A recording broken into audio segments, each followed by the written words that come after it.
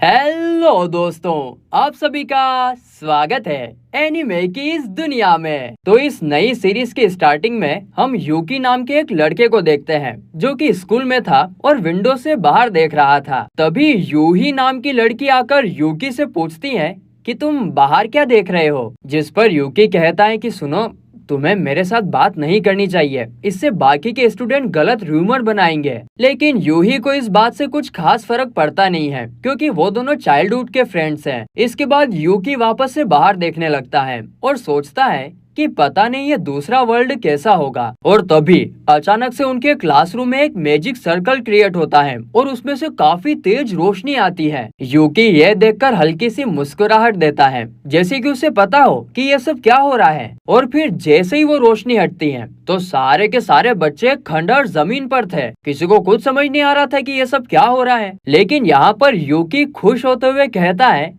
कि मुझे पता था। लेकिन उसी वक्त आर्मर पहने हुए काफी बड़े बड़े मॉन्स्टर उनकी तरफ दौड़ते हुए आ रहे थे और उन पर अटैक करने लगते हैं। इतने बड़े मॉन्स्टर्स को अचानक से देखकर सारे स्टूडेंट जान बचाने के लिए भागने लगते हैं। लेकिन यूकी वो तो बिल्कुल डरता ही नहीं है, वहीं पर खड़ा रहता है जैसे कि वो उनका सामना आसानी से कर सकता है। लेकिन अचानक से यूही हक करके उसे वहाँ पर बचाने की कोशिश करती है और तभी पीछे से वो मॉन्स्टर उनके ऊपर अटैक कर देता है। लेकिन यूकी उसे अपनी एक उंगली से काफी दूर फेंक देता है। देखो यार, यूही में भले ही दम नहीं है लेकिन अपने दोस्त को बचाने के लिए मतलब वहीं पे खड़ी रही वो। फिर यूकी यूही का हाथ पकड़कर वहाँ से भागने लगता है। इसके बाद वहाँ सामने से कुछ सोल्जर्स और मेजेस आकर उन मॉन्स्टर्स पर अटैक करने लगते हैं। यूकी सोचता है कि ये वॉर तो अब तक खत्म हो जाना चाहिए था। तो अभी उसे एक मॉन्स्टर के अंदर से कर्स एनर्जी का एहसास होता है और उसी वक्त वहाँ एक लड़की हॉर्स पर बैठकर आती है और उनसे कहती है कि यहाँ रहना काफी खतरनाक है, इसीलिए तुम सब यहाँ से लौट जाओ। और इसके बाद वो लोग उन मॉन्स्टर्स पर हमला करने के लिए चले जाते हैं। यहाँ पर सीन शिफ्ट होता है और हम उस नेशन के किंग को अपने महल के अंदर सभी स्टूडेंट को कहते हुए सुनते हैं कि हमारे मुसीबत के समय पर यहाँ आने के लिए शुक्रिया, आप सब हमारे हीरोज हो। अभी हमारे देश पर डीमंस का हमला हो रहा है, बिल्कुल 5 साल पहले वॉर की तरह। आगे प्रिंसेस कहती हैं कि उस टाइम भी हमारे देश में एक हीरो आया था और उसने 5 साल पहले इस वॉर को खत्म करा था। और इस बार भी देखो, वॉर के टाइम पर आप सभी हमारे देश में आए हो और इसीलिए ये कोई कोइंसिडेंस नहीं हो सकता है। तो क्या प्लीज आप लोग हमारी मदद करोगे? ये सुनकर सभी स्टूडेंट्स थोड़े से कंफ्यूजन के साथ आपस में एक दूसरे से बात करने लगते हैं कि हमें लड़ना तो नहीं आता, लेकिन अगर हमारे पास और कोई चारा नहीं है तो यहीं पर रुकना बेहतर होगा। और यहीं पर यूकी यूही से कहता है कि तुम फिक्र मत करो, मैं किसी भी खतरे को तुम्हारे पास नहीं आने दूंगा। इसके बाद फाइट करने के लिए सभी स्टूडेंट्स की ट्रेनिंग स्टार्ट हो जाती है। वहाँ पर बॉयज लोग स्वॉर्ड की ट्रेनिंग कर रहे थे और गर्ल्स मैजिक की ट्रेनिंग करती हैं। गर्ल्स को जो लड़की मैजिक सिखा रही थी उसका नाम एल्का था। यहाँ पर सारे स्टूडेंट्स में से कोई भी मैजिक का यूज नहीं कर पा रहा था, पर यूही वो तो पहले ही ट्राई में मैजिक यूज कर लेती है और वो इससे काफी खुश भी होती है। यूकी भी ये सब दूर से देख रहा था। इसके बाद यूकी आराम से कैसल के अंदर घूमने लगता है। उसको कोई ट्रेनिंग वेनिंग करने की इच्छा नहीं थी। तो एल्का उसके सामने आकर कहती है कि तुम यहाँ पर क्या कर रहे हो, तुम्हें तो ट्रेनिंग में होना चाहिए, पहले ही दिन क्लास के अंदर बंक मार रहे हो और यहाँ पर घूम रहे हो। तो यहाँ पर यूकी उसे उसके नाम से बुलाते हुए कहता है कि एल्का तुम्हें गलत फहमी है। जिस पर एल्का जवाब देती है कि अपने सीनियर ऑफिसर को उनके नाम से बुलाना सही नहीं है। तो यूकी कहता है कि अगर तुम्हें अपने आप को इतना सीनियर दिखाने का शौक है तो क्यों ना तुम अपना नाम मैडम एल्का रख लो, मैं तुम्हें फिर मैडम मैडम बुलाया करूंगा। जिस पर एल्का कहती है कि ठीक तुम्हारी तरह, तुम्हारी जैसा बर्ताव करने वाला मुझे 5 साल पहले एक लड़के की याद दिलाता है, वो भी तुम्हारी तरह ही घमंडी, मतलबी और लड़कियों की फीलिंग को इग्नोर करने वाला था। खैर वो कुछ भी हो, तुम्हें अभी अपने ट्रेनिंग के लिए जाना चाहिए, इससे पहले कि मैं जबरदस्ती करूं। जिस पर यूकी कहता है अच्छा, तो मैं तुम्हें ट्राई करते हुए, जबरदस्ती करते हुए देखना चाहूंगा। और ये सुनकर जब एल्का उसके ऊपर अटैक करने के लिए आती है तो यूकी उससे बचकर उसके पिछवाड़े पर टपक करके मारता है, जिससे एल्का की चीख निकल जाती है। और मारते ही यूकी कहता है कि क्या तुम मुझे अब पहचान सकती हो? और इस पर एल्का पता नहीं क्यों नील डाउन होकर यूकी को सेट्सु समा करके बुलाती है। और यहाँ पर हमें पता चलता है कि यूकी ही वो हीरो है जो इस वर्ल्ड में 5 साल पहले आया था। और फिर एल्का कहती है कि मैं इस पल का काफी बेसब्री से इंतजार कर रही थी सेट्सू समा। जिस पर यूकी कहता है कि वैसे तुम कब तक नील डाउन होकर रहने वाली हो। जिस पर एल्का कहती है कि हाँ, मुझे चेयर बन जाना चाहिए, और फिर वो एक चेयर की तरह बनकर यूकी को अपने ऊपर बिठाती है। और तभी वहाँ पर ग्लेन नाम का एक लड़का गुजर रहा था। वो पूछता है कि तुम लोग यहाँ पर क्या कर रहे हो। जिस पर एल्का कहती है कि ये सेट्सू समा है और ये वापस आ गए हैं। यह सुनकर ग्लेन बहुत खुश होता है और इसके बाद वो दोनों यूकी को एक और लड़की से मिलवाने जाते हैं जिसका नाम थिया था। लेकिन थिया को तो बताने से पहले ही उसे पता चल जाता है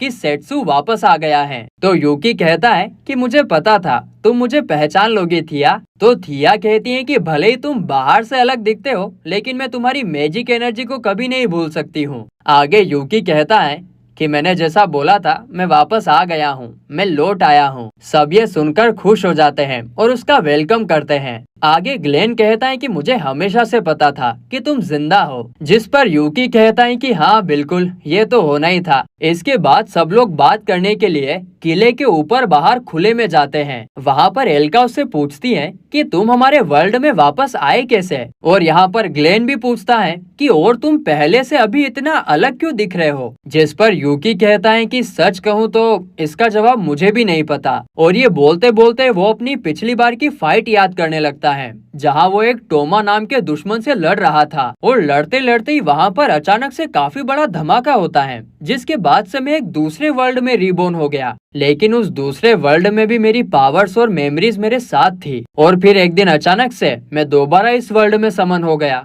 फिर यूकी कहता है कि मेरे बारे में काफी बातें हो गई, ये बताओ कि मेरे जाने के बाद टोमा का क्या हुआ। हो सकता है कि वो ही इस वॉर के पीछे हो। जिस पर थिया पूछती है कि क्या वो मॉन्स्टर कर्स पावर के कंट्रोल में थे। जिस पर यूकी कहता है कि हाँ, मैंने ये खुद फील किया था और सिर्फ टोमा ही है जो ऐसा कुछ कर सकता है। इस पर एल्का कहती है कि हमने उसकी भी तलाश की थी, लेकिन हमें कुछ भी पता नहीं चला। लेकिन अगर तुम जिंदा हो तो हो सकता है कि टोमा भी जिंदा हो। तभी एक सोल्जर आकर ग्लेन से कहता है कि किंग ने उसे अभी के अभी बुलाया है, इसलिए उसे जाना होगा। तो ग्लेन वहाँ से निकल जाता है। आगे वहाँ सभा में किंग कहते हैं कि हमें कभी उन डीमंस के साथ शांति नहीं बनाए रखनी चाहिए थी। अब तो हम उनके खिलाफ एक वॉर शुरू करेंगे। तो ग्लेन कहता है कि महाराज, हमने डिमोनिक किंगडम में अपने आदमी को भेजा है और वो अभी तक लौटा नहीं है, इसीलिए हमें उनके आने का वेट करना चाहिए, उसके बाद ही कोई एक्शन लेना चाहिए। लेकिन तभी ग्लेन की बात को काटते हुए प्रिंसेस कहती है